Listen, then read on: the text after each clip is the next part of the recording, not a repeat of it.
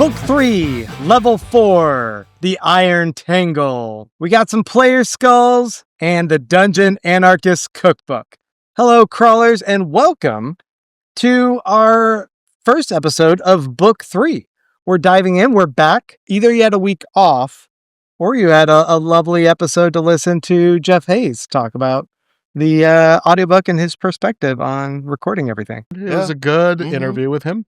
And I look forward to doing it again. He said he was interested in maybe doing some more. So, good. Yeah. We did get, we've been getting some more fan feedback lately, which I appreciate. It's good to know what you guys think, and it's better than just kind of talking into the void. One person, though, their comment. Don't diss the void. The void is nice. We like the void. It's warm and fuzzy. It's hollow and empty. We had one person that was like, "You guys are talking a bit about the audiobook," and I that reminded me that we need to preface that we are doing a commentary kind of based off of the audiobooks. Yeah. We all are listening to the audiobooks. Mm-hmm. So there will be a bit of that. If you're a book reader, nice brag that you can read. The rest of us can't. So the rest of us don't have the time. Yeah. How about that? I'm also a little dyslexic, and I have a hard time following, the written word. So it's hard for me to do any kind of books. And in fact, I didn't really read anything until after high school for the most part. No kidding. Yeah. And now I just listen to audiobooks, and I've luckily in the last couple of years gone through like 600 plus, so now I actually feel like I'm more informed about the world now that that's a thing. Well, you think about the different mediums. It's round?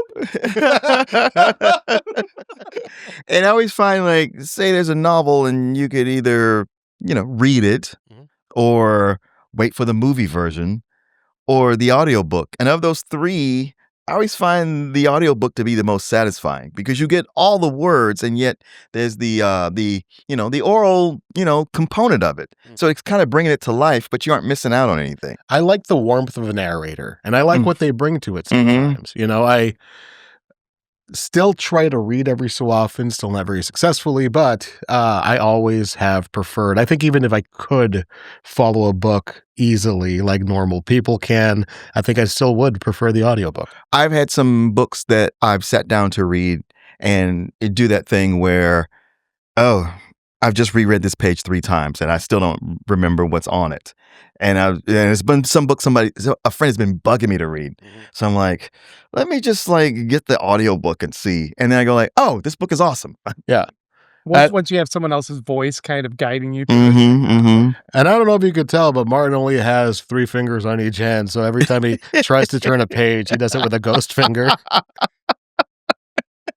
He just does it with a ghost finger and then rereads the same page. That's part of being a Minotaur. Yeah. You can have farming accidents on your Minotaur farm. The audiobook in particular for Dungeon Crawler Carl, this whole series, it's really good. So I feel like even on top of us doing a book review, we would be excited to talk about this particular one because of the performance. Yeah. And it's a cut above because if any drawback to listening to audiobooks is that sometimes you'll get a reader who does not do a good job of reading in the opposite gender of what they are. And Jeff Hayes is able to do both, where I forget that it's one guy doing male and female voices. Or you're just Stephen King narrating your own book. Lisp and everything. Oh, man. Is he bad? Oh, he sounds like Stephen King reading a book. Yeah.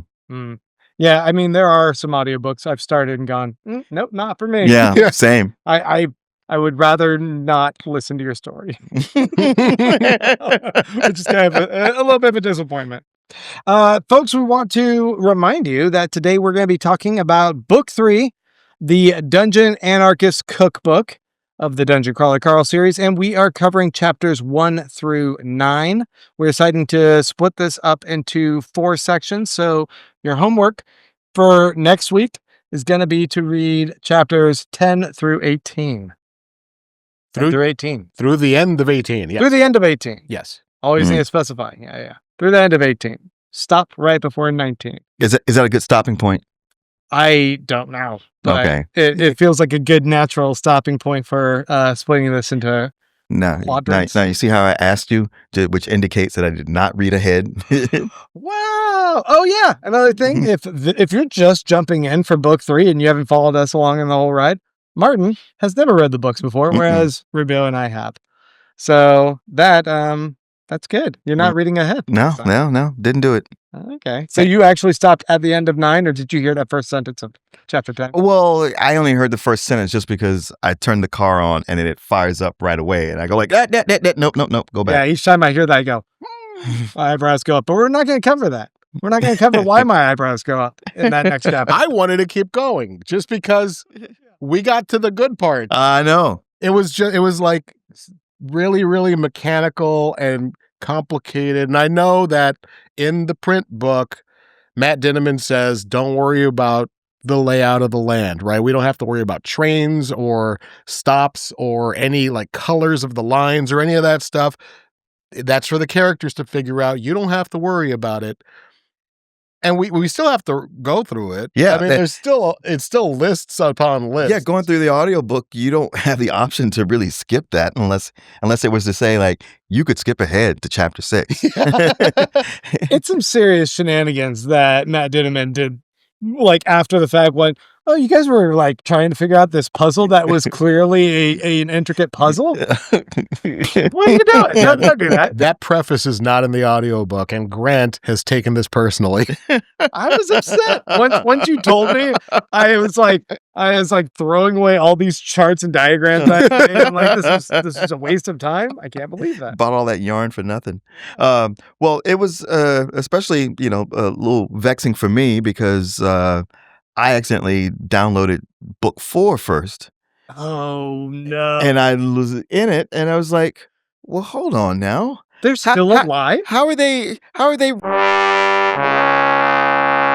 before, and what they going to bleep that part out? Oh, sorry. Sorry. That's fine. Keep going. I was like, well, wait a minute. Level 5, I could have sworn we just talked about this and they were going to level 4. I don't. And I looked up something to go like, okay, what is the order of these books? And it showed that one as the next one. So I was super baffled. Mm-hmm. And then I looked at something else and it was like, no, that's the 4th book. I was like, okay, God damn it. It's not my first time doing something like that too. I've jumped in and listened to books out of order and then gone, I'm so confused right now. Yeah. What is going? Oh, this is the second one. There's a first one. Okay. Yeah. Frustrating. Yeah. Well, we're going to change up our format a little bit here. We're not going to do the previously on because we're going to go in and recap it. So I'm not going to do the whole stuff on the screen here. But I did want to say, Martin, I would like to know your thoughts on book 3 now that we've jumped in and we have this convoluted train puzzle. What do you think? Well, I was ready to come in and voice my frustration with those first 5 chapters. But we already talked about it. That really was it. I was just so like, at the end of the last book, big things were happening. Big things outside of the game with the Kuatin and the different alien races and the assassination attempt. And it's like, all right, this is big stuff on the board. And then we jump in this book, and it's just more dungeon mechanics and all. I was like, huh? All right, let's get past. And it's like, oh, we're still doing it keeps going. Also, bringing in a guest reader, I thought this was not good. Oh, we'll get to that. Okay, yeah, I figured we would. Yeah, this. I mean, you told me before, but I was like, I was not prepared.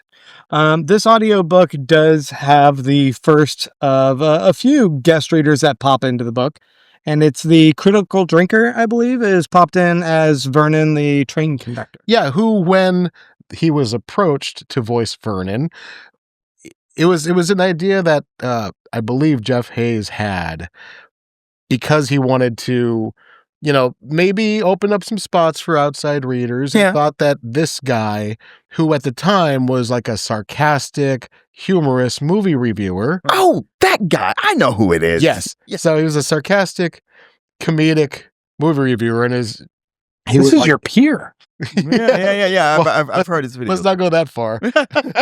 Well, he his persona online is like he's a Scottish guy, and he was a drunk Scottish guy is his online persona, and he had a big following, so they offered him the role and he took it, and Jeff felt bad about like having him do retakes and stuff. He didn't want to like get, didn't want to step on any toes. Let's just make this a pleasant experience, and just took it the way it was. And turns out later on, the Critical Drinker comes out as an anti-woke, extreme right-wing guy. Oh, no. He's one of those guys that fell off the deep end politically and just started doing all of these, movie criticism pieces about how woke culture is ruining everything, and how, we don't need to see those gays or those brown people anywhere. And is this woman to marry Sue? Or like, it's just, wow, just all that crap, and so people rightly, I think, leftly, pressured Matt to comment on that, and he kind of avoided it for a long time. Sure. And after a while, he was like, "Look, he wasn't that when we recorded this." Yeah. And honestly, I think the way he put it was, the only edgelord douchebag I want people paying attention to in my story is the AI. Yeah. This guy's a distraction. If I could go back, I would do it all over again. I actually just want to take those chapters out, or take that chapter out of the book eventually. So, yeah. Well, I didn't know all that backstory. Yeah, there's a lot. But now I feel fully liberated to just shit on the guy. Well, I was like, okay, now you tell me this. I was like, yeah, not that I couldn't tell before as the Critical Drinker, but I was like, he is clearly no Scotsman, because that accent was awful. Well, he is from Scotland. Okay. Yeah. He just has that bad Scottish accent. Yeah, it's okay. Maybe he has a real Scottish accent and his acting was just that bad. I think that's the problem. It came across Well, as fake. Let's go back. Let's start at the beginning of book 1 or book 3 here. We're going to start at chapter 1 with where we open up, because I think it's kind of cool. The opening of this book felt Quantum Leap like to me, that they like phase into a scene already in motion, which is that they're on a train and they're now trying to piece together what's going on and how they got here. I like that kind of that we're now at a place where we can just drop our heroes into a scene and we now are like them trying to figure out what's going on. I am surprised they aren't more freaked out about that. I mean, I know they've been here for a week or two, but I'm surprised even that doesn't freak them out. They're like, okay, what is going on now? Like, it wasn't the first line something like the world rumbled to life or something like that. It just felt like this drama, and to find that they're just already on a moving train. There's no one around, and they don't know what it is, but it seems like this Russian train. Yeah, it's fun. It's a fun. Yeah. No, it's very visual. You can imagine it. And we get Carl right off the bat, like calling shots. So we saw at the end of book 2 that Carl had kind of stepped up a little bit. I think maybe having Katya as part of the team now too, it's a little bit more of, okay, I'm going to be the leader of this and I have to guide her as well, because she doesn't know. She's really low in her level and she needs someone to guide her. But he's like, okay, you started inspecting this. I'm going to go talk to Mordecai on this. You seal the doors and all that. And it's just kind of cool seeing Carl move into this leadership role of commanding people and feel comfortable in it. Yeah. He starts delegating right away. I think the first thing is like, okay, get your gear back on, because everybody took all their magical gear off. Naked? Yeah. For the most part, everybody just has regular clothes on. If they have that, Carl had to put all of his clothes back on. Yeah. Because I think he was still probably in the loincloth from the last floor. What, when he went on a talk show and he had to wrap himself in toilet paper? Yeah, that's where we left off. Yeah, so I assume that's where he is now. That's so funny. I hadn't even thought about that until now. Yeah. Everyone's just scrambling to put, poor Donut is like, I don't know. I have no bracelets on my ankles. I gotta get all dressed again. Oh, yeah, and Donut immediately gets that alert saying, "Oh, you got to pick a new class, because your character actor class, you got to pick a new subclass every floor." Oh yeah, they the book goes into talking about one of these exploits that they think they might have stumbled upon, where Donut is kind of technically leveling up skills that she shouldn't have otherwise because she's getting bonus already per level. Okay, maybe this is gonna sound a little too complex to explain, but anyway, that she's just able to gain extra bonus skills that the system didn't necessarily anticipate, is what they're thinking. Yeah, when she chooses a temporary class, I believe, some of those skills that she gets in that class that are supposed to go away, if she has leveled them up, she gets to keep them. And she picked a football hooligan, is that what it was? Yeah. I had to look back on here. And then she gets Mongo as a mascot. Yeah. And he gets a bunch of bonuses and also gives the team a bunch of bonuses if he's around.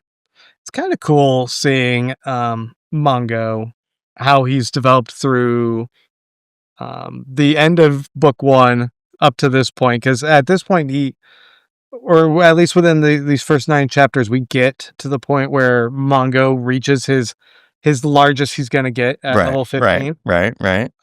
Which I think is like 15 feet from nose to tail, and he comes up shoulder height to Carl. Yeah. He's about what, like Jurassic Park Velociraptor He's size. A full Jurassic Park Velociraptor. Ooh, we need to update your art. But Mongo in there. I'm not going to do that every time. I'm just going to toss that idea in there, and maybe you should add him and Katya to the team here. That'd be cool. Yeah. You made the art. I know. It's already made. Okay, never mind. We'll start with that on you. But yeah, we see that like Mongo's already taking up so much of the room in this train. Then you have Katya on the other side, who's also doing a wide, like beefy, what do they call it? What's your tank? Yeah, she's a tank for the team. A train seems way too small for this team. Yeah, there are a few times where like they're fighting against mobs, and Mongo will like rush forward and knock Katya over. Like they just they're starting to collide. Yeah, physically. They're on top of each other. Yeah, they're tripping all over. It seems like a mess. So in this first part, we get that they're on the train and they have to kind of figure out what is this whole system, what's this world. And this world is a collection of trains and underground tunnels. Some might call them subways. Subways? Is that a word? Yeah. Have either of you ever lived in a city with subways? Well, I mean, I guess I grew up in DC where they have a pretty good subway, but I lived kind of on the outskirts, so I didn't ride it much. But I've had to go to DC so much in the last 10 years. So I've rode it plenty there. Yeah, I mean, I've visited New York City a couple times and rode the subway. It feels like such a novelty to get to go down in there. I feel like such a tourist each time. But for some people, this is just their regular day to day. Sure. So I imagine there's a little bit of a different perspective from people that are like, it's like waking up to cubicles or something. Like this is our level is going to be a whole bunch of cubicles. But I don't know. What do you guys think of the train construct? I mean, it's cool. It just goes on a bit long. Yeah, I kind of wish it didn't have the complexity of what the crawlers have to go through. Like I understand why it's going to be like that. Like you're making a level of hell. It's going to be hell for the crawlers. And I think the most hellish situation when you have public transit is trying to make your way around on it, if you don't know what it's going to be. So why not make that as complex as possible? I get it. It's just hard to read through. Even if you're told in the beginning, you should ignore it. So I understand why it was done. And later on, it kind of gets cooler. So yeah, that's good to know. Yeah, because I can say, like, being in New York, riding the subway, New Yorkers are all like, "Oh, you get on the subway, it's real easy." Yeah, I rode that subway. It is not easy to figure out. You get at one station and you're like, "All right, I gotta look for my number. Wait, should I catch the one on this side or the one on that side? Do I need to be standing? Do I need to be ready? There's so many people are going to block my entrance. And I know we're going to get anxiety. I know we're going to get people writing us. It is easy. We're from Texas. Yeah, we don't have that. We don't have subways and we don't have good schools. So we're all so dumb. This guy didn't read a book until college. Yeah, no. Just said. Sorry. That's mean. No, it's accurate. Yeah, so I guess I agree that this seems overly complex and a bit convoluted, and there's something disappointing to me learning after the fact that the puzzle didn't matter, or in the case of when I first read it, learning halfway through that the puzzle didn't matter, because it feels constructed in a way, and there are elements of the puzzle that you do find do have some Relevance. relevance. Yeah, there's like prime numbers are like where you find certain clubs, and then you find that what the exits were on, like 12, 24, or 48. Well, the puzzle matters, but it doesn't matter to us. And I think that's where it's kind of difficult, right? Like, I think it should also be solvable by us, if that's what it is. Well, a little, because you want to be smart alongside your protagonist, and like, at least, even if they kind of hand you the answers, have that there's an answer. Like, so is it a thing where if you're a gamer, then you are enriched by that? Because that's what I kept thinking. I was like, okay, this is so not working for me. But I don't play RPGs, and I only dabble in video games. So I don't really get down into the numbers and the lore of it. And maybe if I did, maybe it would work for me. I'd be intrigued by it. But just my perspective where I am, I'm like, yeah, I'm about the fiction and story, and can we get back to that? I don't know. I mean, I have a little bit of experience playing D&D, I guess. I imagine a lot of like puzzles, when integrated, you do kind of want something that is complex but solvable, because there's also this thing about, validating the reader or listener in our case, and making them feel like they're part of it. You know what? Yeah. Okay. I see the answer now, because you love puzzles. I love You puzzles. live for that, and I got 2 going at my house right now. Right. And watching a show and trying to figure out the puzzle, you live for that. Yeah. And you who live for that was not satisfied by this. I don't know. It could have been even a little bit more of like a throwaway, and this might be a little bit spoilery, but if he already says this at the beginning of his book, don't worry about the puzzle. I don't feel like I'm spoiling too much, but there could have been a little bit more of like, this color means this and this meant this, and this is kind of the plan and a little bit of the architecture, and then they're like, shut up, nerd, we don't want to hear about it, or something like that. And then like Carl like saying that to someone being dismissive, but like being like, there was a structure here, an idea. That would have been fine. And I imagine there's some element of that Matt Dinniman was mapping out, because he showed didn't he show an image of like at least some sort of like how he was kind of conceiving the structure? In the book, toward the end of the print book, there is a drawing of like a simple linear train track with some stops. Yeah. So there's like a rudimentary map of one part of one line. It said they're all in the dream of a kid in the hospital or something. Yeah, looking at a snow globe. Damn you, Matt.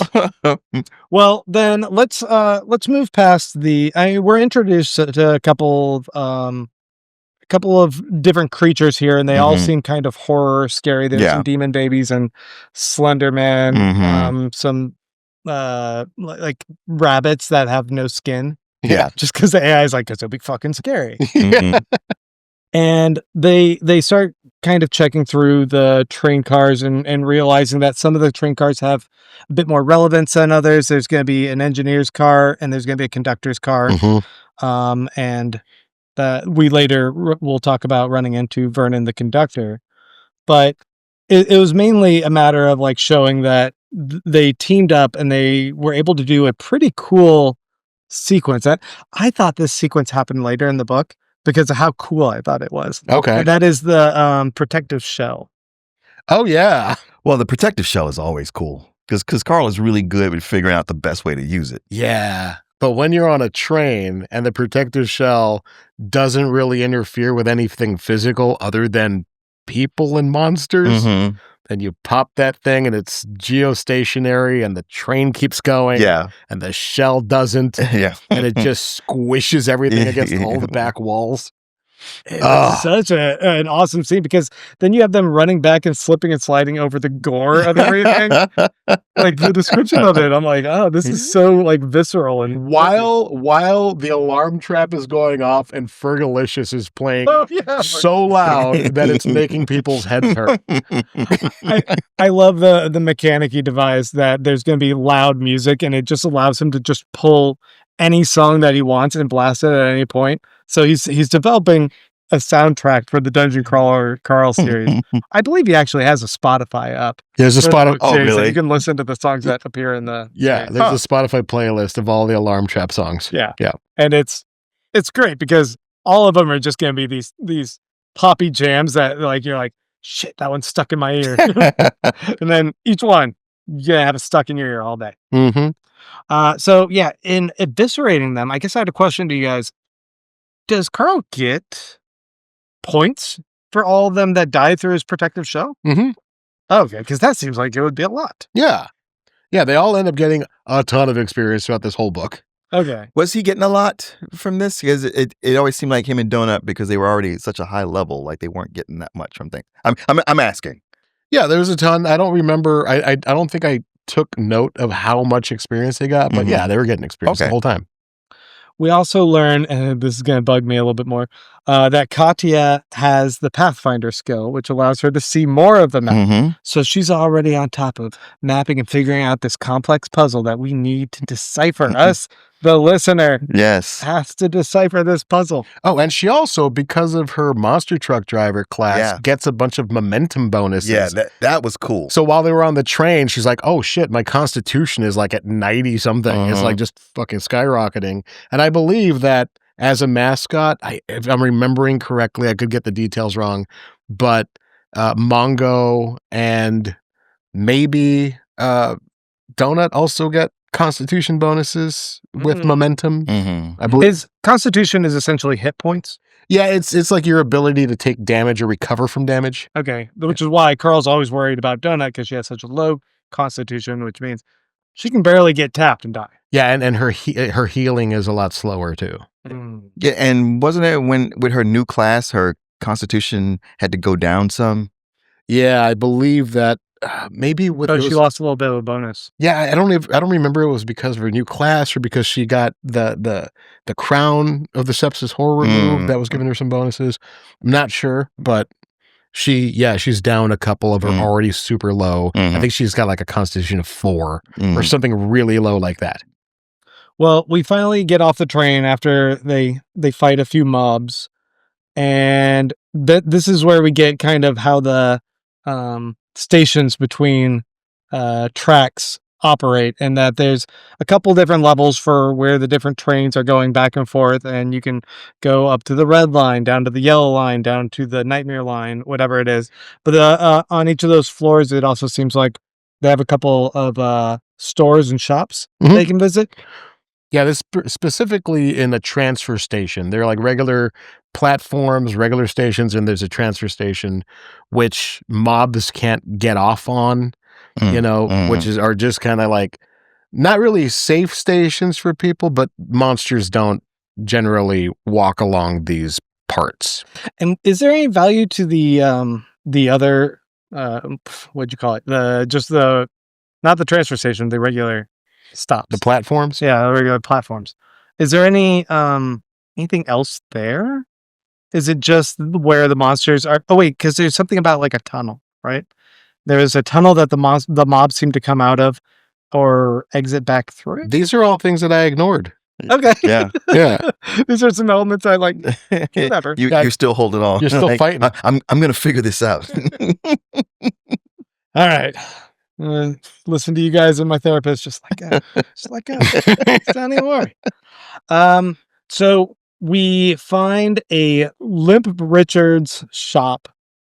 And Limp Richard is a mole man, or in their culture, they just call him man. I think it's what the AI says. Yeah. But he's a mole man who's bookish, loves books, and has a little, essentially like a pawn shop. It sounds like. Yeah, general store. And I was curious: is Limp Richard is it a reference to Poor Richard, It felt like a kind of a Poor Richard, It's Ben a Franklin kind it's of. a I don't know. I kept thinking King Lear, it's but a limp dick joke. oh, it is. It totally is. What the fuck? That's why we have book club. This is why we have book club, so you can point out the obvious stuff I'm not getting. Oh my God, how much energy do we spend overthinking that? I was totally like, oh, it's like some commentary on It's like Benjamin the poor. Franklin. No, but- it's Shakespeare. No, Yeah. you idiots. No, it's a dick Come joke. here. Boop, boop. Oh God, am I Mo? Yeah, you're Mo. Oh no. Fuck. Okay. Wow. We'll never recover here. Well, I had a whole thing. right. It's okay. Well, they go into the inn, and in the end they find Mordecai, who's a toad. He's a Grolky. Yeah, this is his third version of himself we've seen so far, right? Yeah, that was the other thing when I accidentally started book 4. I was like, he's a toad? What the hell is going on? Okay, yes, they find Mordecai. He's a toad, although he still has his country twang accent. I was like, huh. I think that's just a Skyfall thing. In book 2, Yeah, right. there right, are other right. Skyfalls who also had a bit of a twang. Yeah. So, That's But when we started with book 1, he didn't have that. yeah, he did. He had a little bit of a twang as a I rat. just remember him sounding And then- like a wizened old man. Man, and then like as a fuck demon, he also had a bit of a twang. Yeah, oh, he very much had one. Yeah, it was. we when we did the interview with Jeff, he was talking about there were some characters that he did audio tweaks and Mhm. wanted to kind of adjust how he saw the characters. Mhm. In particular, he was talking about Carl and the AI, but he might have leaned a little bit more into the twang for Yeah. Mordecai from the first book to the second book. Yeah, I can see that. I also love how even though Mordecai sounds different, he still sounds like Mordecai. Oh yeah. Like the voice is deeper, it's gravelier. He like sucks air in like a frog will croak, Yeah, and he still sounds like Mordecai. cantankerous. You still write a cantankerous dude, and you get it. He's got a little Rick Sanchez going on with those. Yeah. Yeah. They all get food from the babkas, and there's one point where he's just looking down all sad at like a plate of flies or something, or a bowl of big old juicy flies. And I was thinking that's so funny. Like, does he have to eat the food that his new race? I can only imagine that's all he Yeah. can. That's what it processes. Uh-huh. Yeah. So I think later he uses his tongue to grab a curly fry. Yeah. Yeah, he does. Because the safe room, it's an Arby's. Yeah, but I wonder Like- if that made him sick. All the safe rooms are different fast food joints, which is fun. Yeah. Boy, that dungeon really is hell, huh? An Arby's.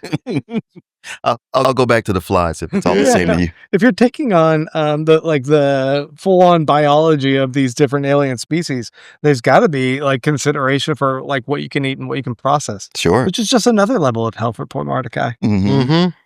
Mm-hmm. We get a sequence that I personally love, which is that when they finally get to buy their rooms, Oh, it becomes The Sims. essentially. Yeah. Or have you guys played Real Estate Simulator? The No. game? Oh, it's a game. wait, hold on. That's the part of this you liked? I liked it because there's all these sim games that come out. There's one where you can like drive an 18-wheeler or you can mow a lawn. I love the mowing a lawn one. Okay, Jimmy McNumbers puzzle master over here is stuck on that. I was more interested in the whole donut trying to negotiate a lower price on the safe room with a babka and then walking away and coming back. And You doing like all- that? Yeah. I like that too.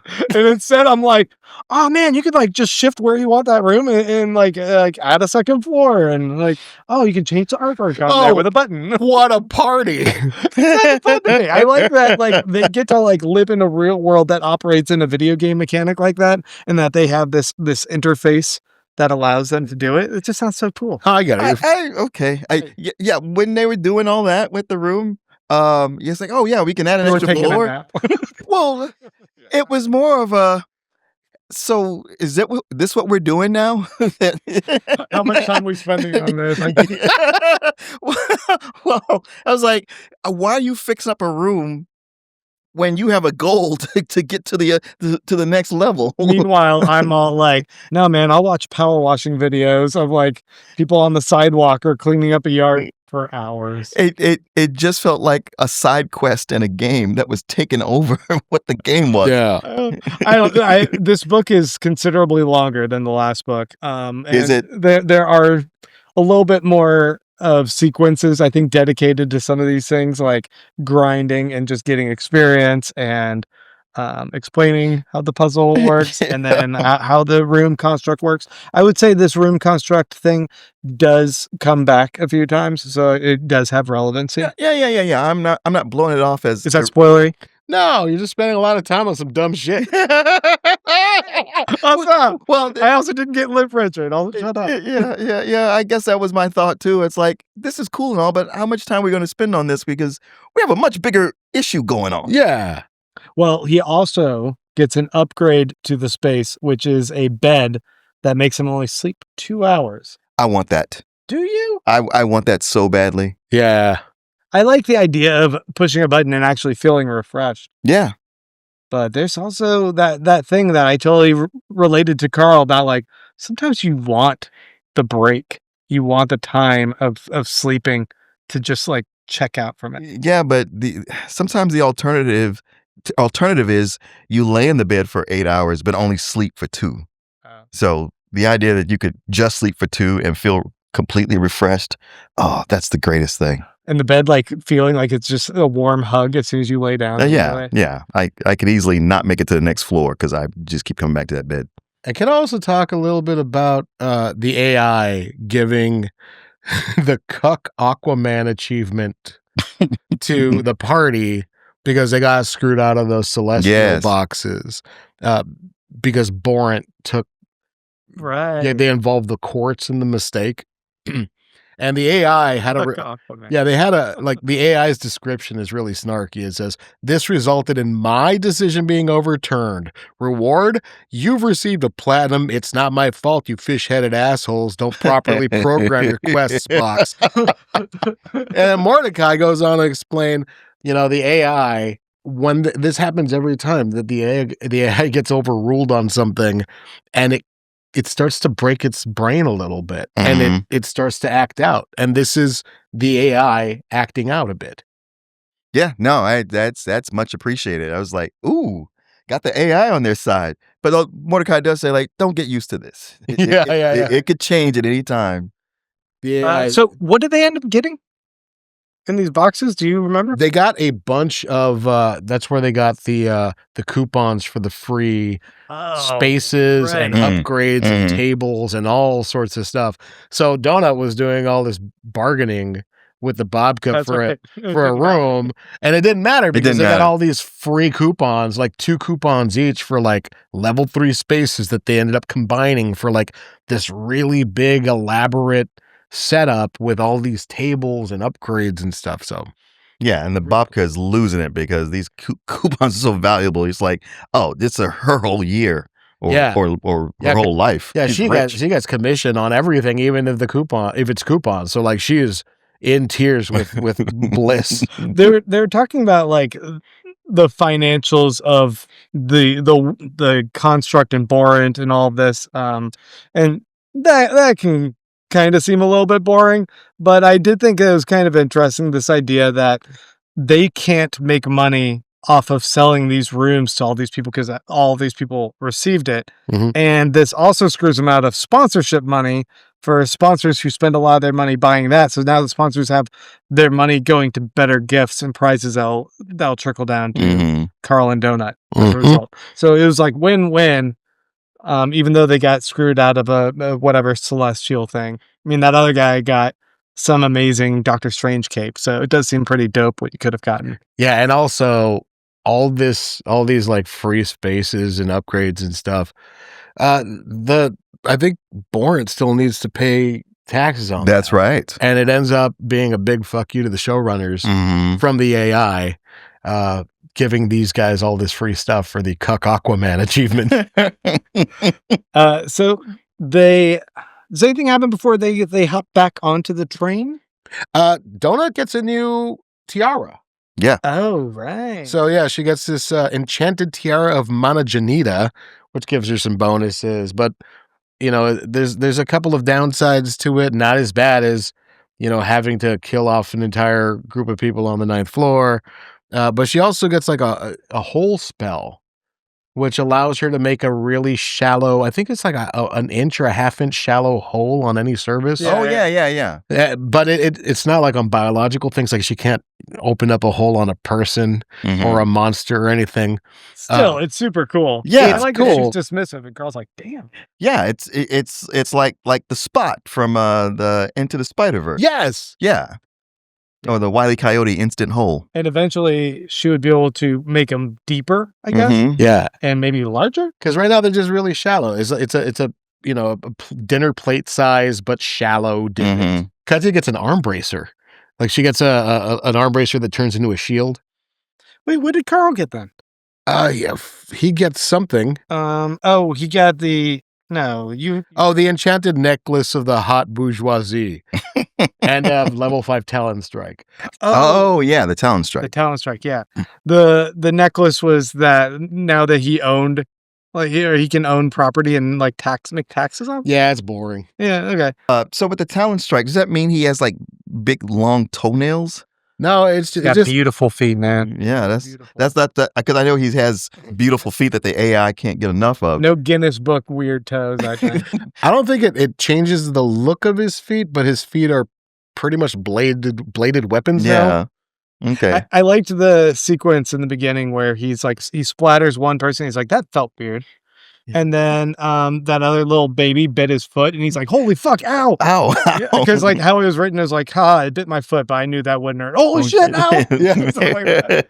Well, because he hadn't been keeping up with his pedicure kit. That's just pedicuring. Yeah.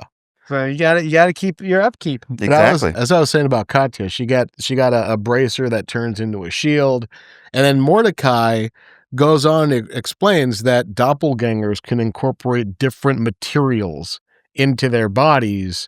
And like, let's say she takes a bunch of steel into her shapeshifter body, she can kind of, absorb that and redistribute the steel as armor onto her body without it looking different. Okay. It could look like an arm, but that arm is made of steel. Does she get larger as a result then? Yes, she gains mass. The more mass she takes on, the bigger she can get. Okay.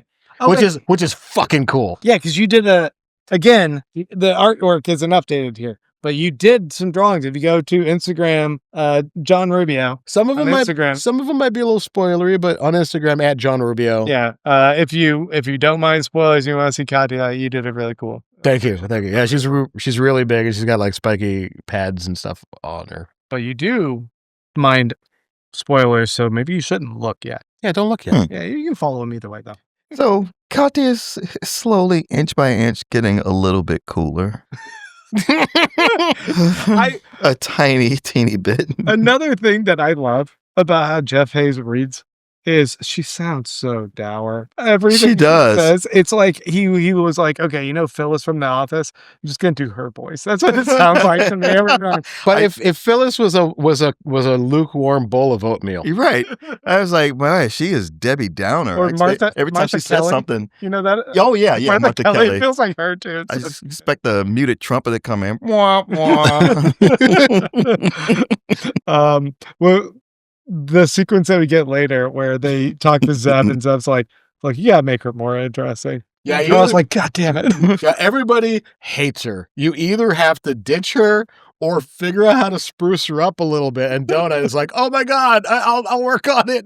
As a matter of fact, at the point that Zeb said that, I was like, oh my God, thank you. It wasn't just me. Oh, she's intentionally written to be boring for a minute. Yeah. The fact that Donut has like no candor about it. She's just like, You have to be more interesting. Grow a mohawk. Yeah, do something. Shouts it at her. Like, what? All insecure. Do it. Yeah, Wear a bustier. You got to do something. yeah, she's in like a sleek black bodysuit. Yeah. Do you want me to tell her to increase her boob size? You can do that. Yeah, it worked well. It worked great for Odette. Yeah. The things that Donut can just say is so funny. They do have a sleep. They do have a sleep. Which is nice. Mhm. And it only does take 2 hours. And they are fully refreshed after that, which sounds like a dream. I also remembered there's another really big thing that happens here Oh, before they get on the train. okay. And that is that Carl gets a message from Chris. Oh, God. No, Brandon. Brandon, It's yeah. from He gets Brandon. a message from Brandon. And it's significant because it's in a folder marked deceased. Yeah. And it's actually, you know what? I felt something. Yeah. I'm a little bit of a robot, but I felt something reading his note. Well, because the Meadowlark was all the best of humanity surviving in the dungeon. And Brandon was kind of one of the leads of that group. Oh, yeah. Right. So he writes this message to his friends. He writes it to Imani, and he writes it to Ellie, I think, and then also to Carl, in case any of them also die. Hopefully it goes out to someone. But it's essentially like, hey, it looks like I'm at the end. We're going to die. Because that same thing in book 2 that was about to kill them was happening all over that level to a bunch of crawlers where plot dynamics were causing a cataclysmic event.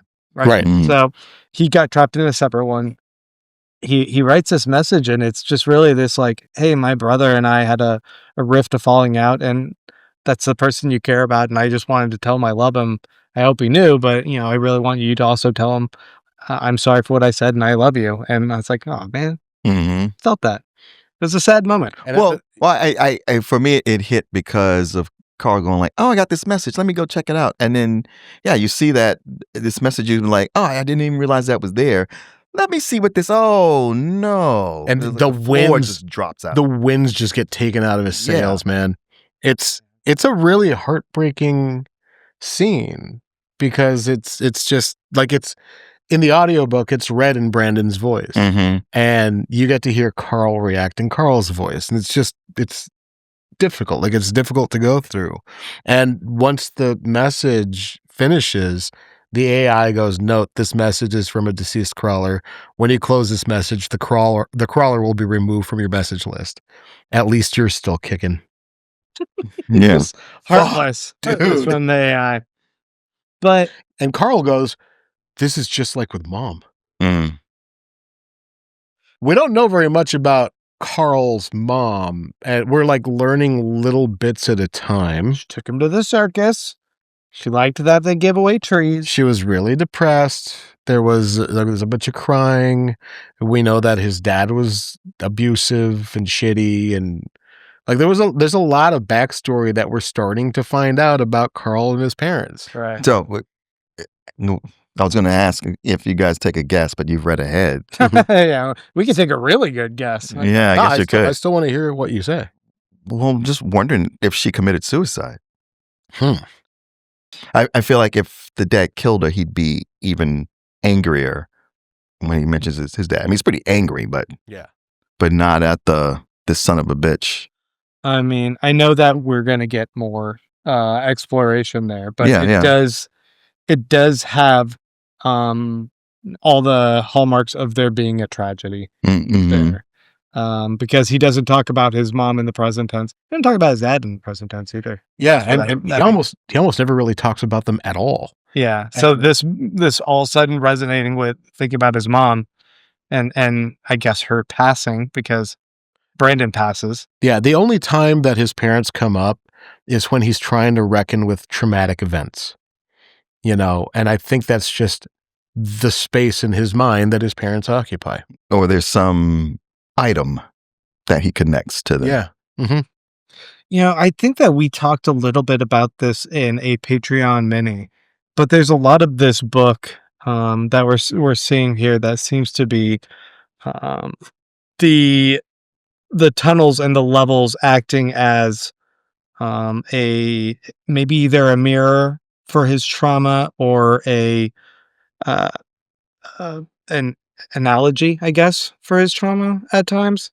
It feels like there's a passing through these and going through difficulty, and maybe finding the things that lift you up and help you survive and move through it. That is like an analogy for coping with trauma. It's finding that friendship, finding that family that helps you with Donut and now Katya, and there's something there, I think. Well, maybe. I mean, I think that, and I go like, well, why would the dungeon care about helping him develop? But then I also wonder, like, there's certain things we hit on that are so specific to him. You know, things we'll get to, but even like the Louis L'Amour books, Right. that's so specific to Carl.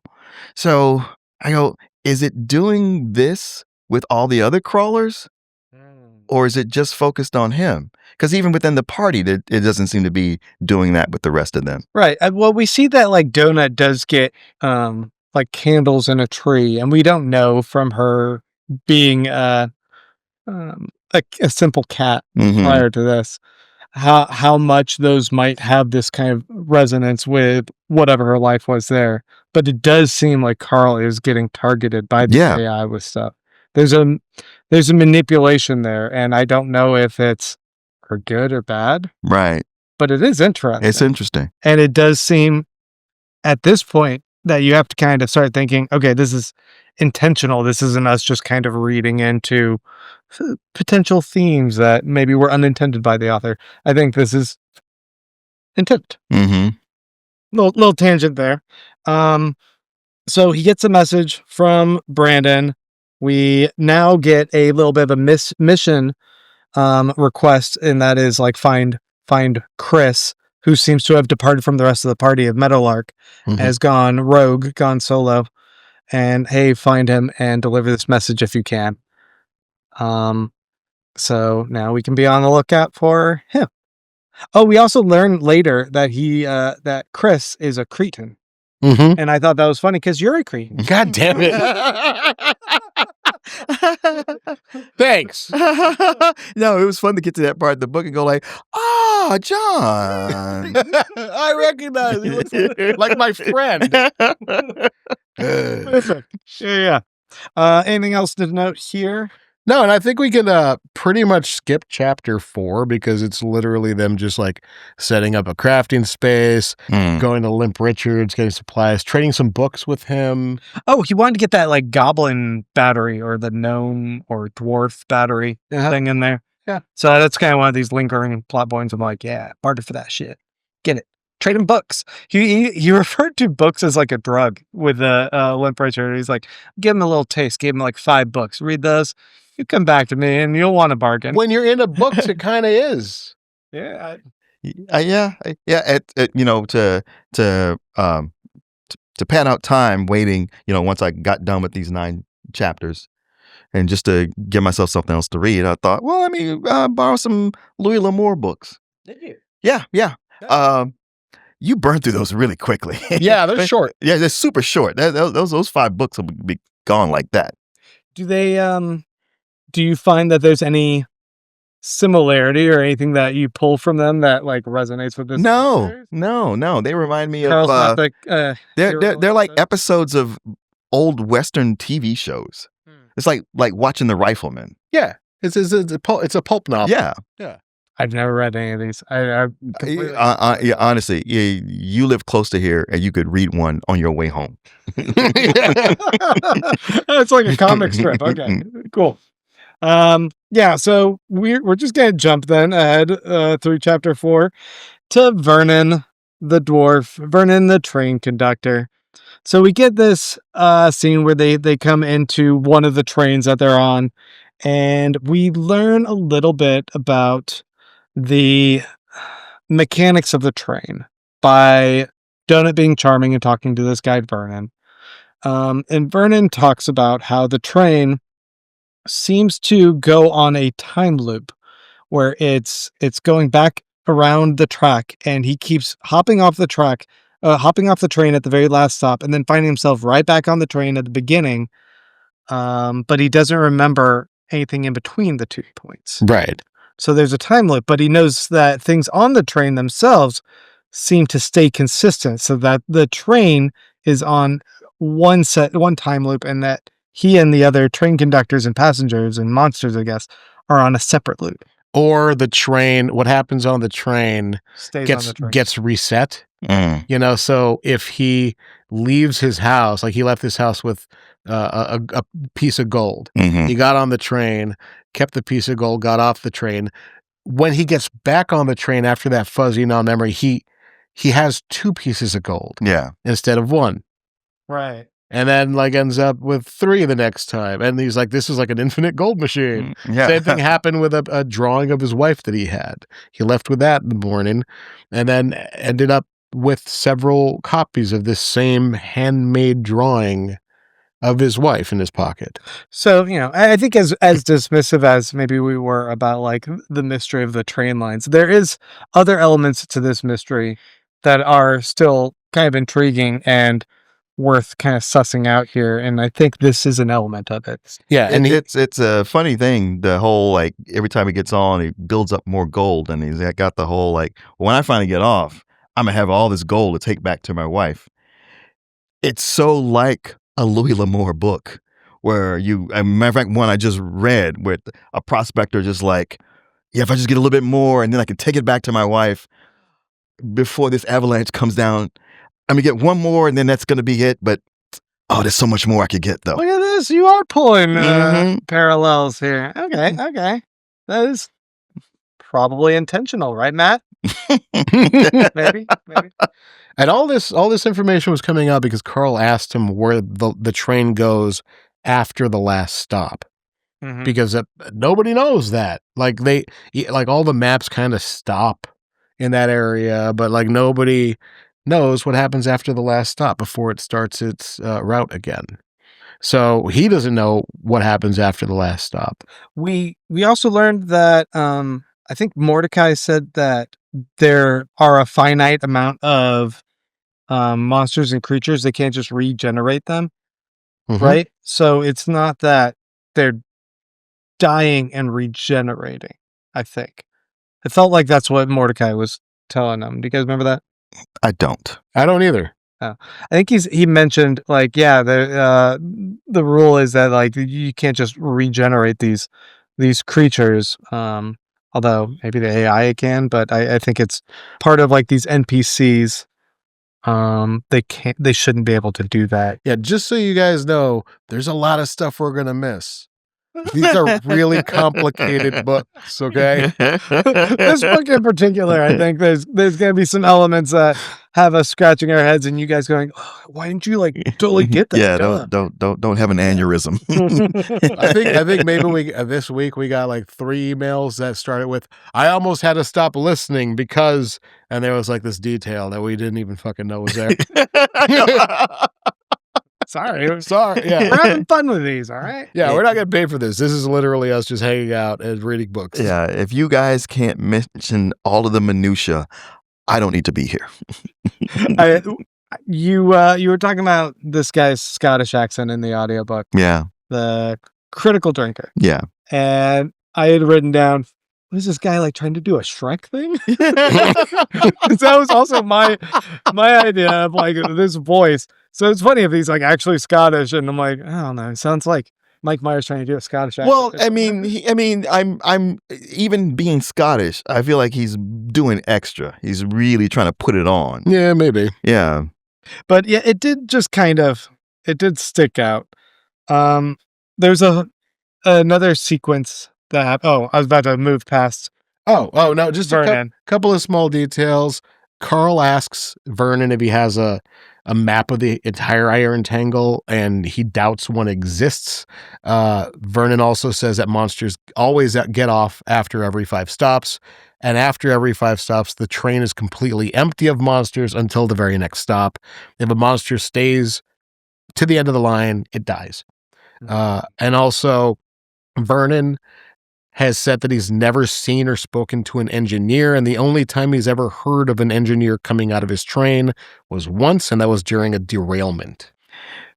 This is the other thing. I mean, the actor and his acting aside, this Vernon character doesn't know shit. It's like, I kept wanting to go, why are you here? What are you providing us? If your answer to everything is, I don't know, why don't you get off at the next stop? It's fake. It's fake. We're setting the scenes. But all these little bits and pieces that they're getting, they're relaying back to Mordecai. And Mordecai's working on this grand model of like, oh, here's what everything looks like on a marker, like a marker board or something. Yeah, he's not the only one, because I also was working on this. You should have brought that in. It's too big. I can't fit it in. Anyway, so like on the train, they end up looking for the porter's cabin and find this NPC, this giant named Pierre, who gives them all prizes. I actually like the story of the quarter giant. Yeah, there's a yellow line reward room, and Pierre hands them each suitcase after taking their numbers, and Carl gets an invisibility potion, which sounds really cool. And Donna starts opening her case, and Carl feels a little buzz in his head, and it was his trap detect skill going off, and fire ants pour out of Donut's suitcase, which are actual just ants that start things on fire. Yeah, literal fire ants. Fire ants, yeah. And then it starts the train on fire, and Vernon dies. Like, everybody else escapes, Vernon's dead. I mean, everybody else takes damage because the things are biting and lighting them up. But yeah, but the important part is that Vernon. No, that is no. We won't hear his voice again. Yeah. Vernon is dead. couldn't happen to a nicer guy. And even I love that even after he's dead, and even Donut's like, oh, that poor guy, and Carl's like, he's an NPC. He wasn't real. Don't worry about him. Carl cares about all other NPCs. Yeah. Like Vernon. Like, that guy. Nah. Yeah. He didn't even really have a wife. Don't pay attention to that. Yeah, and his whole backstory is bullshit. I can't believe that scene is just woke culture gone mad. I do want to say, when the fire ants poured out, I was like, oh shit, as a person from Texas, fire ants are no joke. No joke. Nope. No. As a matter of fact, if you're waiting at a stop and you see a fire ant mound over there, you say, okay, they're there. I'm going to be here. You wait long enough, they will come over and start eating on you. And that's happened to me. I was like, dude, I wasn't even. Come on, I left you alone. Yeah. I gave you your space. And I want to say that is not any kind of hyperbole. Martin saying, if you sit there for long enough, they will come over and start eating on you. Yeah. I think those are the proper words of the situation. Not they'll bite you. No. They will start eating on you. Yeah. Eating on you. Yeah. So when they go in the tunnel, they hop off the train. They decide to go check out these tunnels that are kind of leading off of the platform. And as they go through one, they find one of these skinless rabbits. Yeah, cornets. Cornets. They want to find out where these things are going every 5 stops, Right. essentially, and why they're like getting back on the train, going 5 stops away, getting off, and then, repeating this loop. It seems like they're drinking some juice, some potion. They read the story. They're doing drugs. Yeah, they're doing drugs. Yeah, they're all high. And then they're just kind of looping back onto the train. And that's just kind of their cycle. And then they run out of drugs. They get back on the train. They go get drugs. And then they teleport back to the room. And they do their drugs. So they're just London club kids. Yeah. And what's cool about these cornets is that they have this aural attack. They're like, oh yeah, they're like humming, which is terrifying. Yeah. Skinless, mostly mouth rabbit things that are just walking around, and they're just like humming.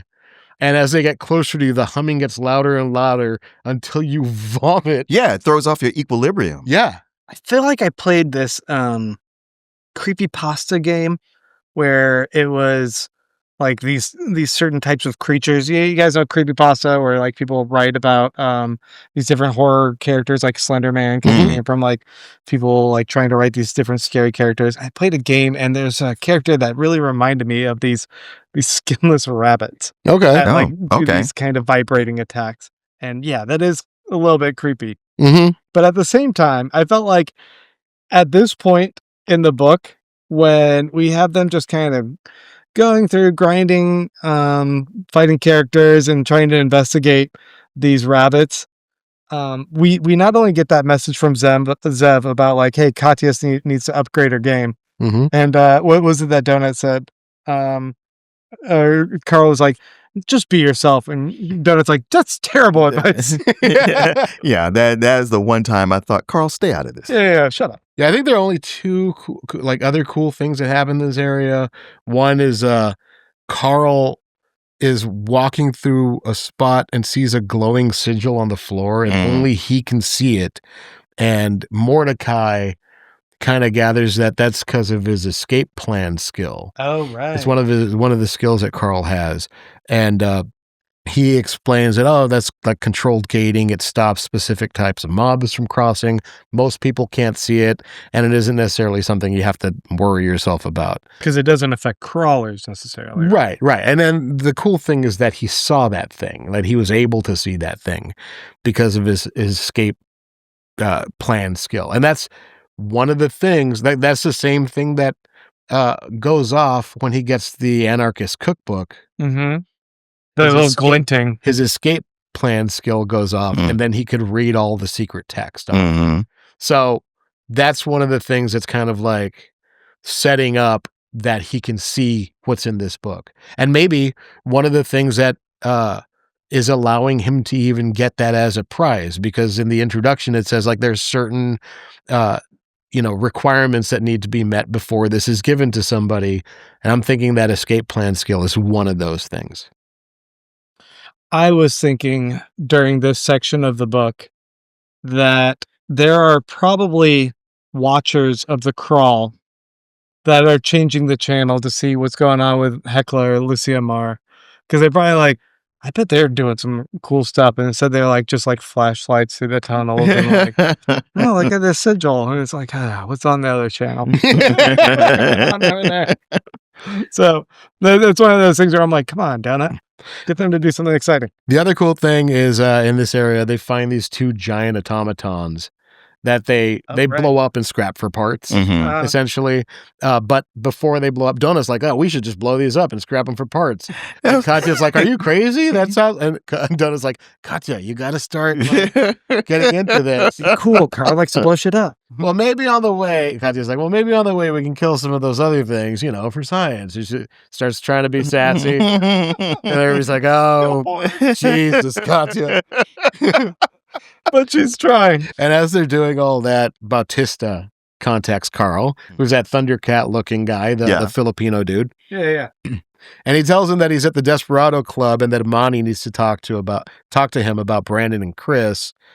And Bautista also overheard other people in the Desperado Club talking about collecting bounties from the top 10 crawlers. So you should probably get over here. Here's how you find a Desperado Club.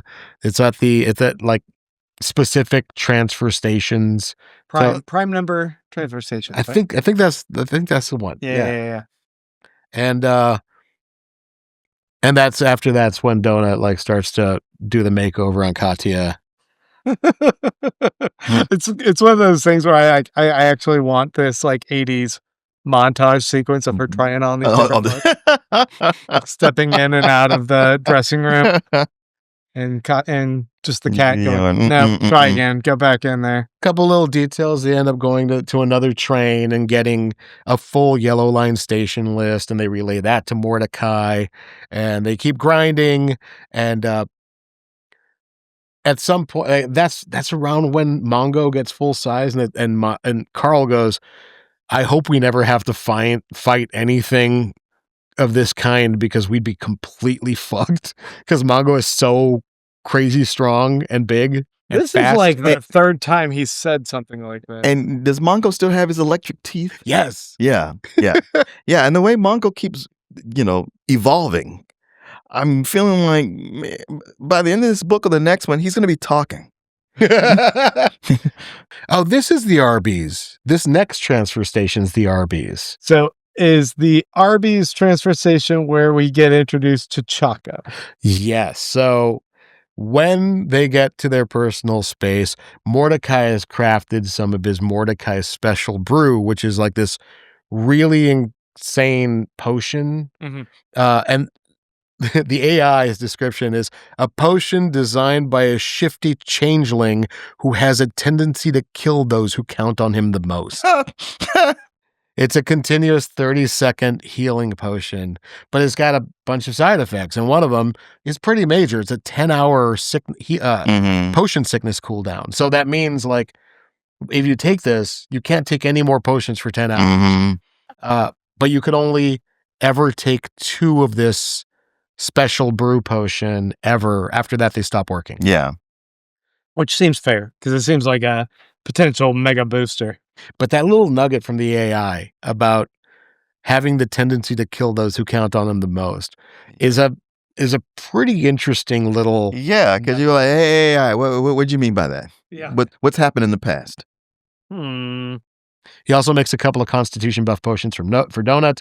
And she takes them and is back to where she was. She's got like 4 extra points now. But again, this Mordecai, he seems pretty valuable. I hope we don't lose him. Well, series a couple of weeks. And luckily, he does say, like, oh, I think I figured out how to get to the stairwells, because the way the trains are set up, they only go in one direction and they don't know how to get to the lower, platforms. It's fucking complicated. But he's like, I think I figured it out. I think I figured out how you could get to those lower stations. I will tell you right after this commercial break. I also, once you're done with your fan boxes, we'll figure this out. And Donut opens her fan box. She gets a saddle for Mongo, which is real cute. Hey, you need to train him to use it. He's not going to like it. But then Carl opens his box and like music starts playing. And the carousel comes out. And then like there's a TV show type thing and a host. Yeah. And it's this wolf-headed dude with muscles and he's got a leisure suit. He's like, I'm Chaco. And he's like talking about all this shit. My favorite part in this audiobook, is Chaco just giving an introduction to what he's doing. And then him stopping and going, oh shit, Mordecai. And Mordecai going, you motherfucker. And then like picks up a chair with his frog tongue and hurls it at Chaco. It's such a great sequence that like, because it's a callback to what happened with Frank and Maggie Mai. Yeah. When they tried to attack in a safe zone and everything froze. And then also... And Mordecai also being like the primary one to warn everybody about, you got to be careful in safe rooms if you don't want to be... He totally knows better. Yes. But he's obviously so charged in the moment. Blinded by rage. Yeah. So I like how this is similar to the end of book 2 that we were talking about, where they're on the interview with Ripper Wonton, and all of a sudden something goes crazy, and you're wondering what that is while they just try and go back to normal things. So it's like Mordecai does that attack, and it's like, all right, we gotta go back to picking this prize here. Yeah, because Carl's shaking. Yeah, it's like, what was that? Yeah, he's like, who are you? It's like, I'm Chaco. Like, no, who are you to Mordecai?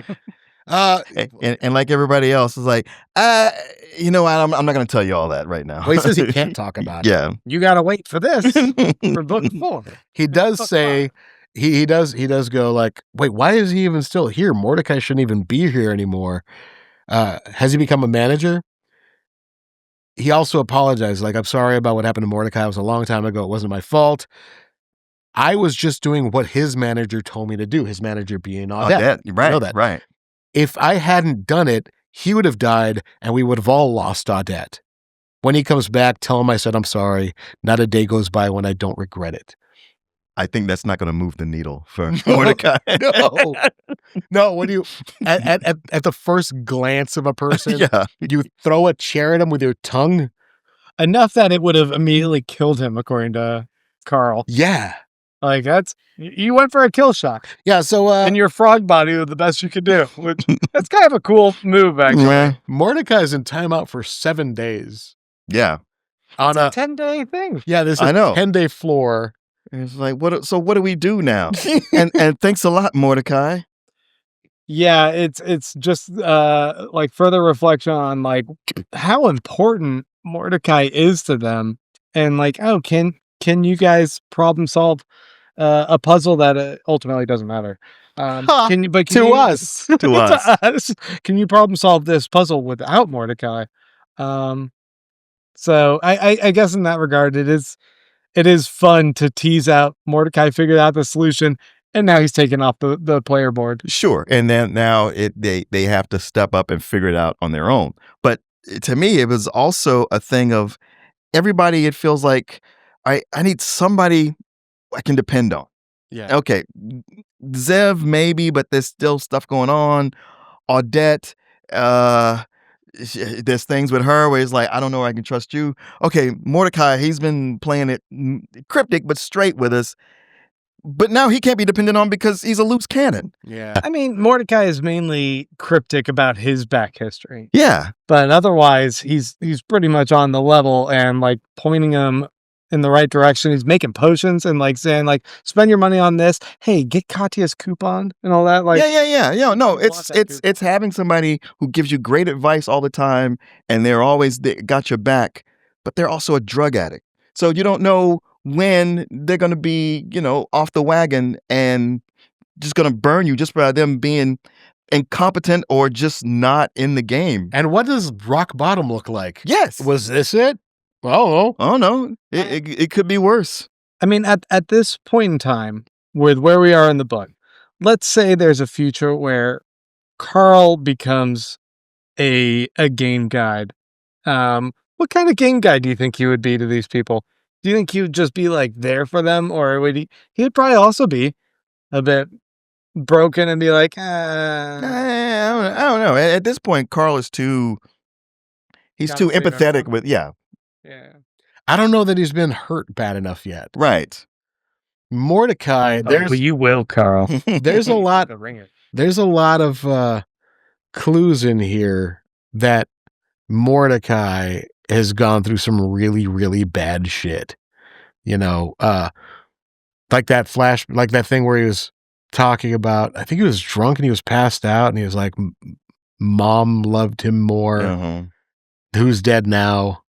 Mm-hmm. There's this thing with Chaco. Yeah, there's the AI saying, hey, he has a tendency to get people who depend on him killed. Yeah, he might be broken. He might be fucked. He's still working enough to make some sweet potions, so that's kind of impressive. Anyway, so the prize carousel. Yeah, There's a bunch of prizes you can choose from. you wrote them out, right? Yeah, in case we wanted to go over them, but we don't I have did. to. Well, it's worth going let's do over. it. Okay, Choco lists some prizes. 2 potions, no further description, but Carl thinks that they're skill potions. Mhm. Hey, Mordecai, what's in these? So never mind. Yeah, each time. A box of 500 hoblobbers. There's another box of 2,000 books. See, the hoblobbers seems actually like that's a Carl thing, right? Yeah, right. But he's got plenty already, doesn't he? He's not that many. Not that many. Okay. I don't know. He blew through. Whoa! I barked there. He blew through a bunch. His dad's Harley Davidson. The See? one he sees the dent he was beat for. Mm-hmm. Hmm. The only one time his dad was physically abusive was when Carl dented his Harley Davidson. But I mean, he dented his Harley Davidson. So. Is the AI fucking with Carl? Right. Is the AI getting Carl to confront something? Mm-hmm. Does the AI clearly is able to like read people's thoughts and I guess even bring and manipulate matter and make that woman into the hoarder in the first book, things like this. Yeah. It seems like the AI is able to understand certain things about people and take that information and bring it back to make them confront it. Or at least in Carl's case, him. I'm not sure if this is happening for other people. That was my question. But it does feel like the guy's kind of going for the jugular. Yeah, that's very specific. Prize 5 is a single book, Best Laid Traps. Donut asks, is this porn? The 6th one is a book with an anarchy symbol on it. Number 7 is Enchanted Chaps, which Donut is like, pick that one. Like, pick those. Yeah. And I get it. Yeah. You've been moaning about your legs being free this whole time. Number 8 is stat puff I motion. hadn't thought about it in that term. Yeah. Would he even be able to wear it? No, he could. That was the thing, and nothing could cover the shorts. But Yeah. they even talked about, but you could wear chaps. That was a whole thing. That's so funny. Okay. Stat buff potions, number 8. Number 9 is Carl's old tool chest. Once again. Mm-hmm. Which also Carl thinks that because the drawer's closed all the way that it's empty. I love that. Dude, yes. Yeah. Like that's something that as somebody who has things, only you would recognize. Mm-hmm. You know, like yeah. I've got a toolbox too that doesn't quite close, and I know exactly why it doesn't quite close. Back when you and I used to work together, Martin. Yeah. Was this 2008, maybe 2009? Sounds about right. You said to me like, "Hey, there's this new TV show on AMC," and I was like, "AMC? They make TV shows?" You're like, "Yeah, there's this show. I saw it the other day, and it's actually really good. It's about this teacher who ends up cooking meth. Breaking Bad. You were pitching me on Breaking Bad." And I remember at one point you said you had like watched, I want to say you had actually watched most of the season before you had told me about it. I don't remember fully, but there's an episode, maybe it happens pretty early on then. There's an episode you started telling me about the plate. Yeah, that's like the first or second episode. Yeah, okay, so that happens right away. Yeah. But there's this plate, this scene with this plate, and you're like, once you see it, you'll just be like blown away. And there's this cleverness of Walter White in the show, looking at the plate and figuring out that he's been lied to by this guy. Yeah, that there's a piece missing. Yeah, and there's something similar that I get from this little tiny note here, that Carl has a familiarity with this box, and now he feels there's this trick to it. And us, the reader, knowing that he doesn't pick this ultimately, kind of want to just believe that he's right about that. Yeah, there's a manipulation to it. I also really like that he's going through the list with those eyes, right? Like, which one of these are to fuck me? Yeah. Because you know what? They tip their hand by having the motorcycle in there first.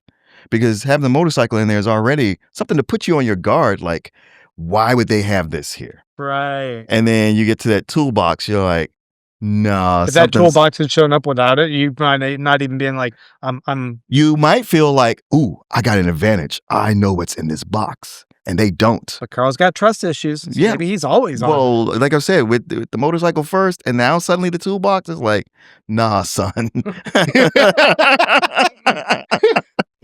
Yeah. The fact that the book, the Anarchist Cookbook, kept glinting at him.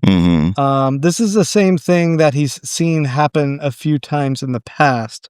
What was it? Did the box that he ultimately put the container for the soul gem in, did that glint at him? I think that did. And there was something else, and I can't remember what it was. Yeah, there have been a couple of things in the past that had a similar glinty shine to it that he kind of intuited were things that he should choose. So this is video game mechanics. You see it in many video games. Yeah, for sure. You'll have something intentionally glint at you and be like, oh, or Zelda or whatever. It's the hand of the showrunner trying to guide you in the direction they want you to go in. But in this case, I guess that showrunner would be the AI, because he ends up picking this Anarchist Cookbook. And what we learn when he's reading this is that this is a very secret book that anyone who's running the show, like Borant, if they found out, would make sure he doesn't have, because this clearly gives him an advantage.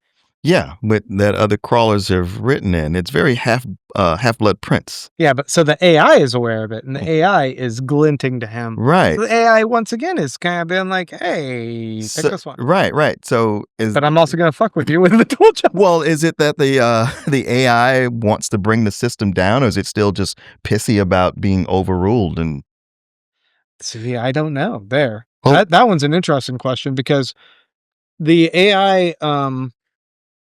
the AI must have been able to parse whatever the information is there within the book, right? And process that within the context of everything else. Does the AI just like that this is a mechanic that continues to sow anarchy and discord, and he's a 13-year-old boy, AI. I don't know. So there is some, like, I'll just read the introduction, right? Because Carl opens the book, it says welcome on it, and that's when he feels his escape plan skill activate. And additional words come up on the page, says, hello, crawler. As you're about to find, this is a very special book. If you're reading these words, this book has found its way into your hands for one purpose and one purpose only. Together, we will burn it all to the ground. That's awesome. Yeah, which is what he wants to. It's funny because it being a cookbook, when he first opens it, it looks like a cookbook. Yeah. And Donut is so like, well, great, Carl, you blew it. Yeah, we fucked this up. Fucking idiot. That was actually a spot that I was like, damn, we should have stopped right there. That was a good end to the chapter. The Dungeon Anarchist Cookbook 24th edition, potions, explosives, traps, secret societies, dungeon shortcuts, and more. We learned that the book was originally generated on the 15th season, given to the high elf crawler Porthos the Rogue on the 9th floor, disguised as a blank sketchbook. It's been passed down from dungeon to dungeon. It'll disappear from your inventory on death or retirement and will find its way to a worthy recipient in a future crawl. There's only one price. You must pass down your knowledge as well. The book's true content is invisible to the showrunners and the audience, but not the system AI. Nothing about owning the book or its contents are against the rules specifically. However, if anybody finds out about it or the information within, your access will disappear. This is a cool... It is very cool. Such a cool thing in the story. Yeah. It's a game changer. And I was like, this is what I've been waiting for. Yeah. Like, what a cool device for now tethering our current crawl to crawls of the past. And finding out like these different iterations and him having this. It's a Harry Potter and the Half-Blood Prince book kind of thing. Yeah. You have the secret book that like, or what was the second one, the Chamber of Secrets book, where you write in the diary and it writes back to you kind of thing. It's this same kind of cool thing where like, oh, these magic books that can talk to you from the past. And he reads like a note from Crawler Drakea that says, it's better to read these things in bathrooms. Bathrooms are private. Good place to read, but don't do it for too long. You'll get pinched. And like there are other crawlers who have read Drakea's note that leave other notes saying, you know, like they're people adding to the knowledge that another crawler has left before. Like, it's so cool. Yeah. So like learning that tooltip, do you think Carl's like, I gotta order like Taco Bell like all the time now, so I gotta be taking shits. I need whatever. Like, oh, I just love eating chili, guys. I just always in the bathroom. Well, that's his justification. I mean, they got an Arby's right there, so yeah. And then he goes right to Arby's. It's like, I'm good, guys. I'm gonna take a couple hours here. Just stack those roast beef sandwiches. Yeah, a couple double beef and cheddars. Take a healing potion, man. No. I don't want to use those up. Yeah. Let's move on to the Desperado Club. The Desperado Club, because this is a fun sequence that we've been building to through a bunch of foreshadowing, I think, throughout. Hey, Batista saying there's assassins on the loose and you gotta be careful for them, is a great setup to this upcoming scene. But before that, they go to the Desperado Club, and right at the front, you have this crocodile lady who's like giving them advice about Mordecai and like talking about the history of him and Chaco. Clarabelle, we met her on the last book. Clarabelle. Yeah. But she's also like, oh yeah, you guys should totally get some bodyguards. And they give 2 bodyguard rock monster cretins. Are they also cretins? Yeah, Bomo and the Sledge. They're cretins. I was wrong. Chris isn't a cretin. He's like something else. He's an igneous. Yeah. Oh, like a lava monster. He's a lava monster. Yeah. But yeah, they get a couple bodyguards to go in there. And then this is where they meet Ellie and they reunite. Well, they reunite, I guess, with Ellie, but it's almost like meeting Ellie again. I love that scene of Ellie at the bar just screaming for service and Carl walking up and her finally noticing Carl's there. Yeah. And that reuniting scene is so cool. I love her line, whose dick do I have to suck to get a drink in here? Dude, she's so aggressive and loud. It is quite a departure from what we saw of her in book one. And if it wasn't for her saying the line like, "Oh, me and my Barry used to go get shit faced all the time back when we were younger," something like that. Yeah, once in a Then while, I wouldn't see any sort of relationship to that woman that we saw. she was like, she was in the Meadowlark team. She had Alzheimer's. She was like 90 something years old, 99 years old, not even there cognitively. Yeah. But every so often would have like, oh, me and my Barry would go to the tunnel of love. And sometimes I'd let him touch my boobs. Yeah. You know, like she would say stuff like that to Carl, and he'd, Little body. yeah, he was like, I don't know how to react to this old lady telling me this stuff. But now she's Full on Spitfire, right? She's been healed by the dungeon. Yeah. Because she picked a new race, picked a new class, gave her back her marbles, and now she's in the top 10. We learned an interesting detail here on top of that. That is that Meadowlark has like 20 people apparently that were all able to survive by changing their race, from the old folks home. And the only young person that is still around is Amani, because Chris left the party. Yeah. But otherwise there's 20 others that have also survived alongside her. And I think that's actually pretty awesome. Like 21 of them have been able to upgrade. And then she was saying that she had to pick that particular race of Ice Princess, whatever she is. She's Ice like Maid. Elsa from from Frozen. Frost Maiden, Blizzard Mancer. Yeah. And the only reason she had to pick that one was because that one came with her having a game guide like Mordecai. Right. Mm-hmm. So which is Mistress Tiatha. Yeah. So that's cool that it's ended up working out so well for her, and she's such a bona fide badass that she's in the top 10. Mm-hmm. I think that the scene that sealed the deal for me, because it's one thing to be like, okay, well, why is she in the top 10? Is right when that assassin comes back after Donut, like a spike of ice goes through that person's eye and puts him down like that. I was like, that's why you got the instinct there to just kill on the spot like that. And she starts yelling at people like, back the fuck up. Yeah. Holy shit. If anybody else comes after you, you're gonna die too. Like, she's just a beast. It was so cool. It was. Yeah. And also like Imani shows up, and Imani, she was the one of the workers there too. Mhm. Yeah. Caretaker. And she turned herself into like this butterfly, I forget, level 24 obsidian butterfly fire spiritualist. And she's got like these wings, like these Ethereal wings that can pass through people and heal them as they like wisp through their body. I don't know. and she gets close to the party, and everybody gets bonuses and like, protections and stuff. But she's got like a white skull painted on her face that feels like Dia de los Muertos or something. Yeah, It's cool. it's really cool. No, Yeah. she'd be a great person to have in your party. No shit. I know. Like I was thinking, like, oh, you don't really have any healers. You guys are like just really relying on all these potions that you have all the time.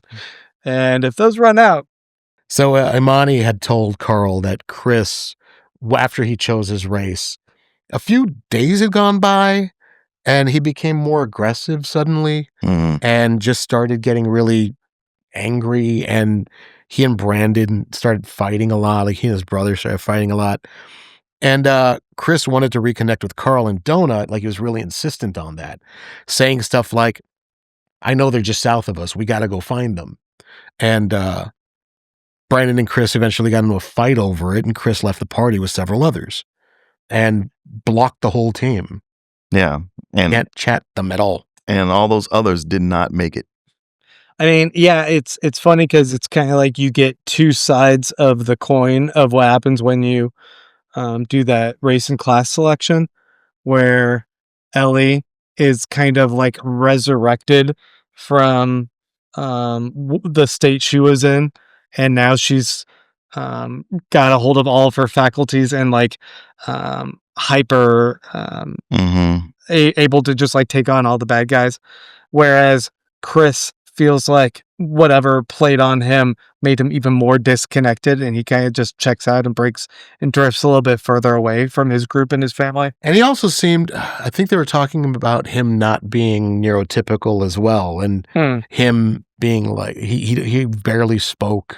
for instance. Yeah, I did say that before. And he like dealt with things differently than other people. Yeah. But him taking on Carl as his kind of idol. Yeah, I know. It just strikes me as one of those things that when they finally do get together, and he's going to like, Carl, I'm just like you. And Carl might be like, not really. Yeah. No. Don't do this, buddy. Yeah, you're reading me wrong. Yeah. It's interesting how Brandon was like, yeah, just tell him I'm sorry and it's my fault.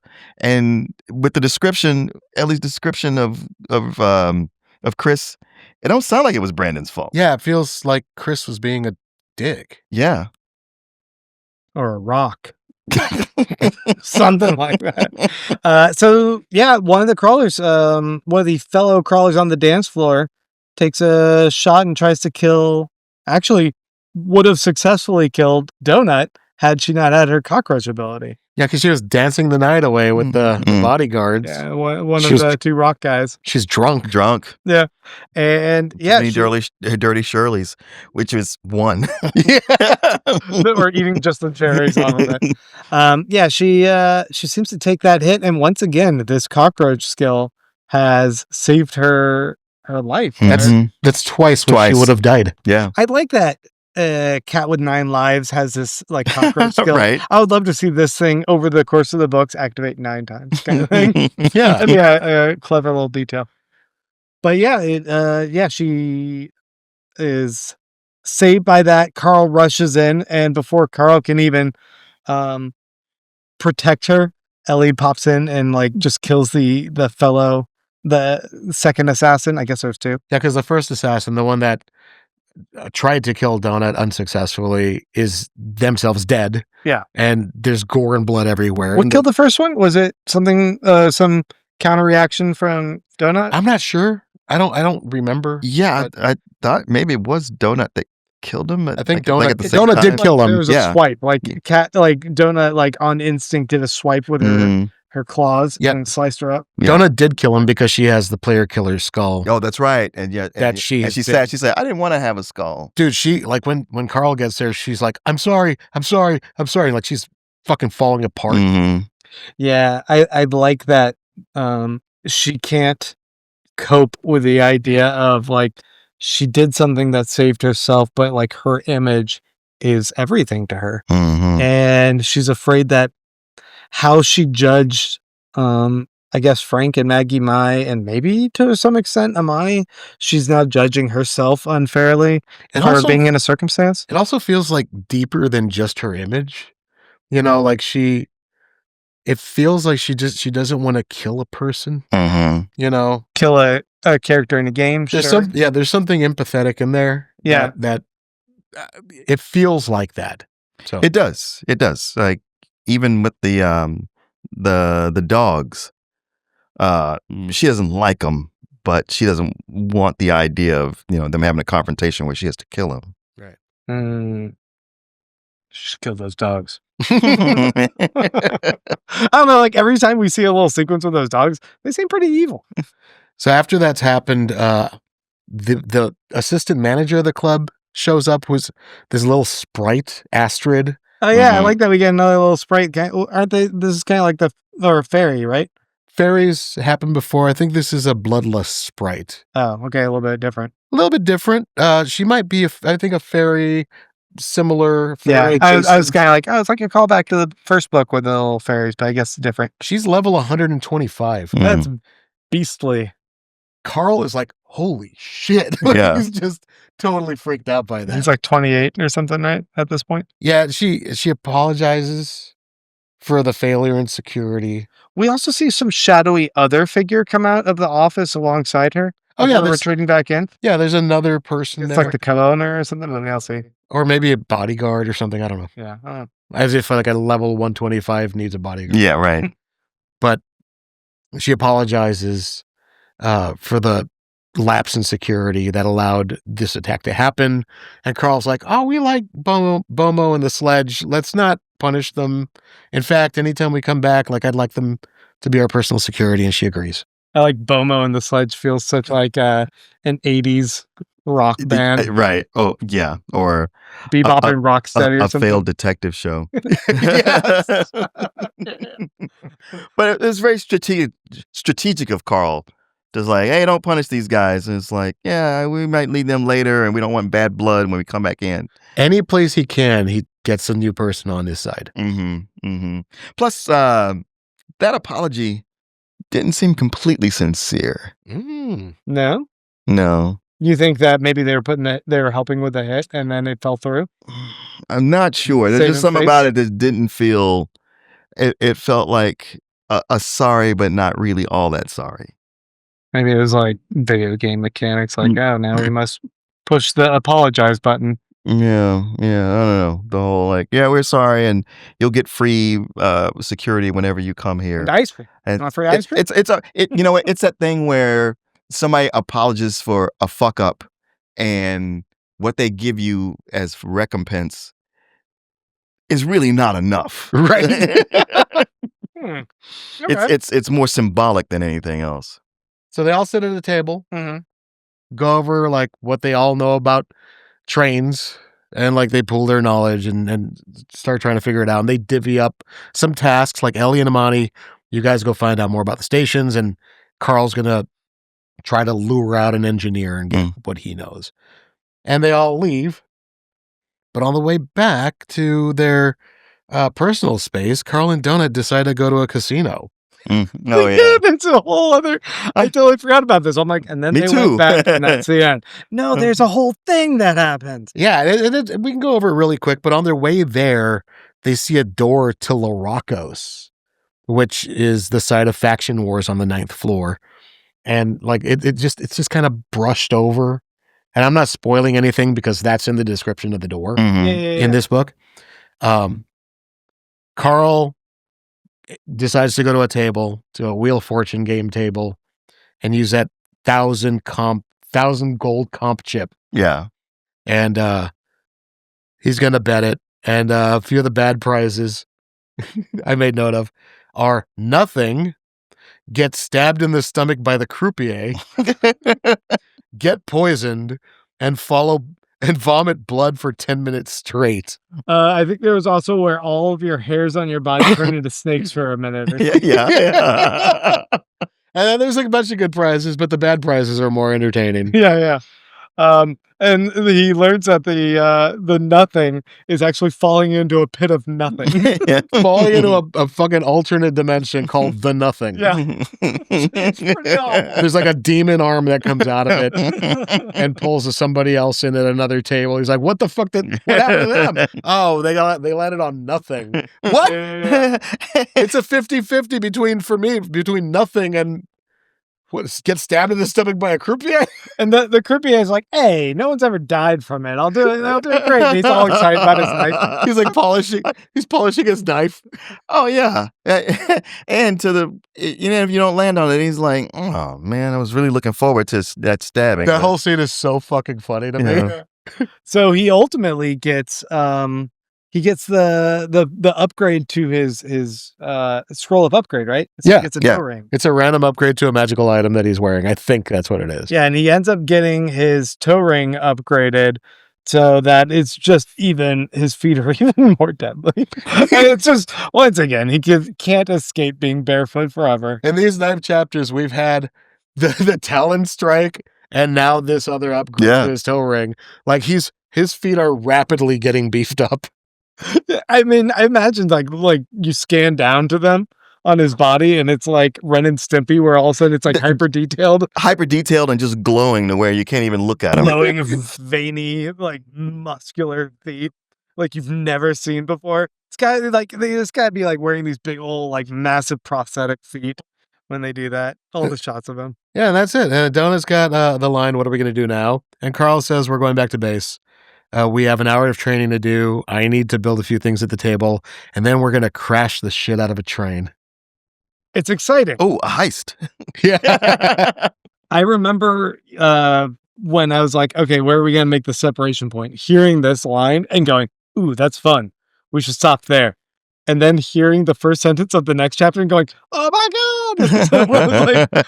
So I'm very excited for where this has ended and where it's going to pick back up. Very fun stuff. Yeah. I think, book 3, we're going to be doing once again, the chapters for next week are going to be chapters 10 through the end of 18, because we're going to be doing this in 4 sections, 4 parts for book 3.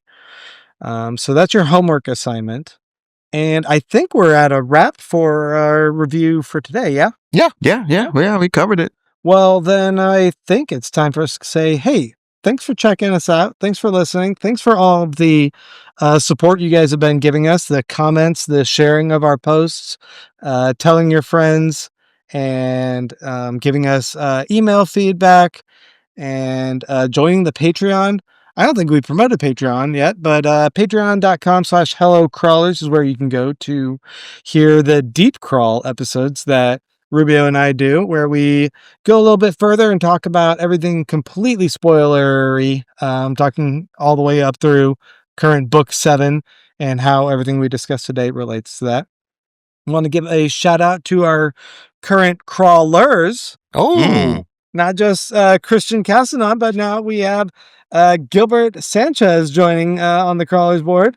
I'll put that right up here, I believe. Thank you, Gilbert. Thank you, Christian. Yeah, thank you guys, and thank you everyone else that has joined in at the lower tier and as benefactors to us, and is also joining in the community discussion. And you guys are making that a lot of fun as well.